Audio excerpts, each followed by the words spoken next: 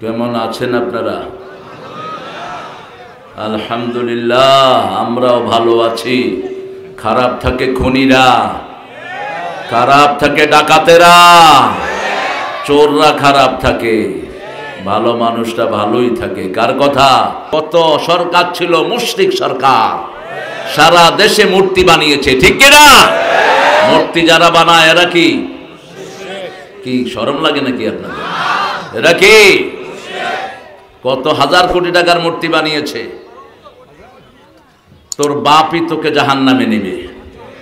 তোর বাপ বলবে, আমি মুসলমান হিসেবে পরিচয় দিতাম, তুই আমার নামে এত মূর্তি বানালি কেন? মূর্তি বানায় হিন্দুরা, ওই মূর্তির সাথেও তারা থাকে না, ঠিক না ঠিক? মূর্তি বানায়া কিছুদিন পরে কোথায় সুবায়? কোথায় সুবায়? পানিতে সুবাইয়া এরপরে পাড়ায়। 1 বছর উঠতে পারবি না, পানি খায়া থাক। আর এই মূর্তি আমাদের দেশে হাজার হাজার কোটি টাকার মূর্তি বানানো হয়েছে। মূর্তি বানায় যারা জাহান্নামে যাবে, কার ঘোষণা? আল্লাহর ঘোষণা। আল্লাহর দল করবেন তো? ওই চোর বিকাশ এমপির কারণে, ঠিক কিনা? যেই টাকা আপনাদের এই থানায় বরাদ্দ হয়েছে, এই চোরের রাস্তাগুলো অসম্ভব সুন্দর করে ফেলা যেত। কিন্তু কে রাখে জনগণের খবর? সবাই রাখে কিসের খবর? পেটের খবর। টাকা ইনভেস্ট করে নেতা হয়, টাকা উঠান লাগবে না? হ্যাঁ, টাকা তো উঠাইতে হইবে। আল্লাহ আমাদেরকে ইসলামের জন্য কবুল করুন। এই জন্য আমাদের এই প্রিয় মানুষটি, তিনি পুলিশে আছেন। পুলিশে অনেক আল্লাহর ওলিও আছে, আমি এদের সাথে অনেক রিলেটেড। আমি বিগত 16 বছর দেখেছি বহু অফিসার নিবৃতে কাঁদতে দেখেছি। আমি বহু অফিসার রাতের বেলা আল্লাহর কাছে হাত তুলে কাঁদতেন। এরকম পুলিশের ভিতরে ভালো ভালো লোক আছে না নাই? ওই পুলিশ সাহেব ভালো বলবেন, ওই যে আমাদের ইমাম সাহেব। আর আপনারা যারা এসেছেন, অনেক ওলামা হযরত, আমার উস্তাদ সমতুল্য অনেক আলেমে দিন এখানে থাকতে পারেন, এসেছেন এখানে প্রিয় স্কুলের স্যাররা, প্রাইমারি, হাই স্কুল, কলেজ, ইউনিভার্সিটির স্যার, বিভিন্ন পেশায় জড়িত আবাল বৃদ্ধা বনিতা, পর্দার আড়ের মা এবং বোনেরা এসেছেন। হিন্দু সম্প্রদায়ের ভাই বোনেরা থাকতে পারেন। হিন্দু আছে এই এলাকা? নাই। যা থাকলে মুসলমান বানায় ফেলবে। এদের ভিত্তি হলো ইসলামের উপর। হিন্দু ধর্মের কোনো কিতাবে মূর্তি পূজার কথা নাই। এরা আন্দাজ এগুলি বানায় নিয়েছে। আমাদের লোকেরা যেমন আন্দাজে পীর পূজা বানায় নিছে, বহু পীরের পূজা করে, নামাজ নাই, রোজা নাই, আছে না? এরা মন গড়া কিছু জিনিস, মূর্তির পূজা পিছনে এরা শ্রম দেয়। এই মূর্তিগুলো এদেরকে জাহান্নামে নিয়ে যাবে। রাসূল বলছেন, যে যেটার ইবাদত করে তার কাছে আল্লাহ তাকে পৌঁছিয়ে দিবেন। আপনি যদি আল্লাহর ইবাদত করেন, আল্লাহ পুরস্কার দিবেন। আর যদি আল্লাহর ইবাদত দান করবেন কে? আপনি সমানভাবে বন্টন করবেন। যদি জীবিত অবস্থায় বন্টন করেন, মেয়ে 2 ভাগ, ছেলে 2 ভাগ, নোমান ইবনে বশিরের বুখারীর হাদিস।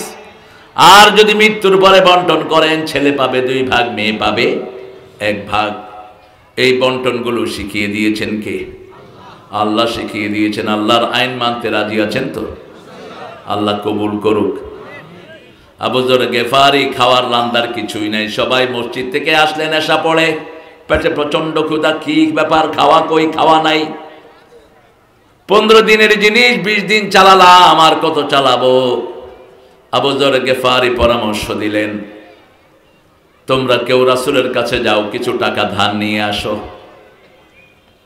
ছেলেরা বলল, আমরা যাব না। সাহাবীরা বললেন, আমরা যাব না, তুমি যাও। তুমি গেফারি গোত্রের নেতার ছেলে, রাসূল সাল্লাল্লাহু আলাইহি ওয়াসাল্লাম আমাদেরকে চিনবেন না।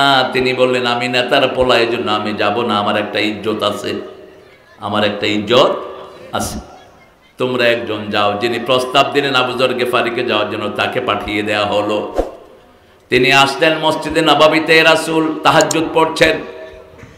তাহাজ্জুদের নামাজে রাসূল পড়ছেন, মা মিন দাব্বাতিন ফিল আরদি ইল্লা আলাল্লাহি রিজকুহা। ওসি সাহেব কোথায় যান? হ্যাঁ, ও চলে যেতে হবে।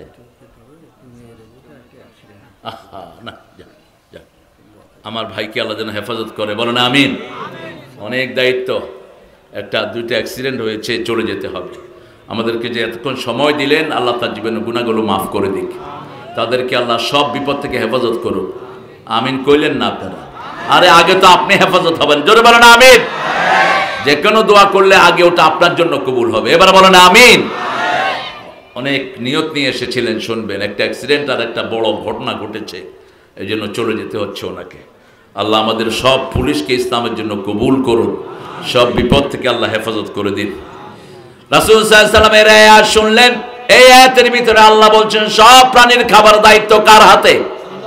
আল্লাহর হাতে। ইয়ালামু মুস্তাকাররাহা ওয়া মুস্তাওদাহা কুল্লুন ফি কিতাবিন মুবিন। কোন সময় কোন জায়গায় গিয়ে কোন খাওয়া গ্রহণ করবে সেটা 50 বছর আগে লিখে রেখেছেন কে? আমরা এখানে আজকে এসে খাওয়া খেলাম, এই খাওয়াটা 50,000 বছর আগে লিখছেন কে?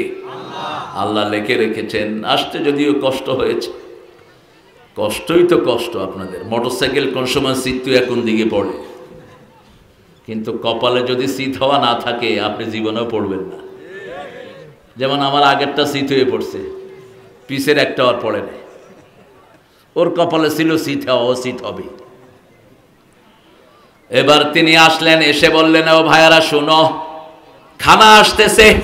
খানা কি আসতেছে? সবাই মনে করেছেন বোধহয় রাসূলের কাছে গিয়েছে, রাসূল খাওয়া পাঠাচ্ছেন।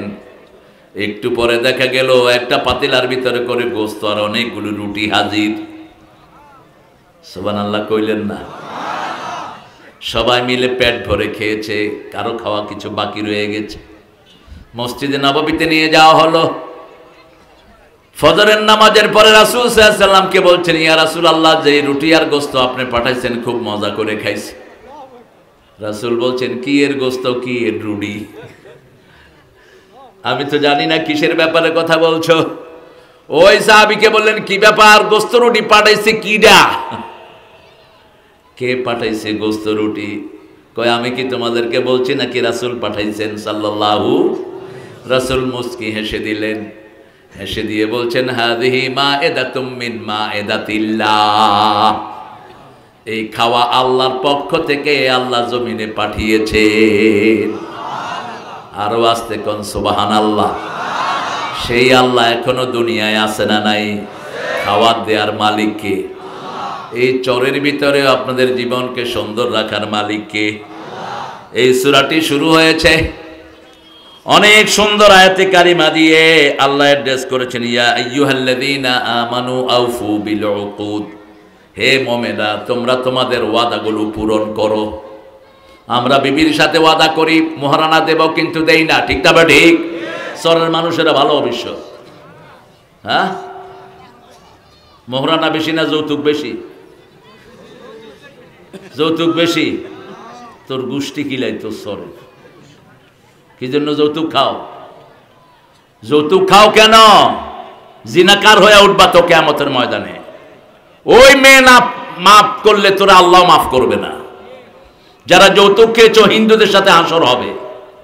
যৌতুক ইসলামের সমাজের জিনিস না, এটা এসেছে হিন্দু সমাজ থেকে। তাদের হিন্দু পরিবারে কোনো মোহরানার ব্যবস্থা নাই।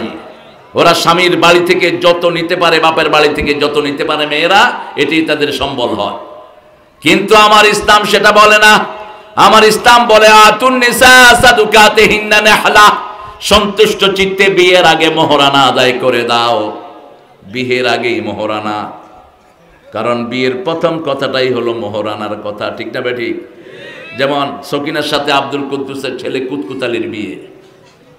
এখন সকিনার কাছে যাবে উকিল বাফ। আপনাদের এখানে আসেনি উকিল বাফ? এটা একটা ফালতু। জান্নাতি ঠিকানা ইসলামিক চ্যানেল, বেলকুসি, সিরাজগঞ্জ। আপনার প্রিয় বক্তার মহাগ্রন্থ আল কুরআনের আলোচনা শুনুন।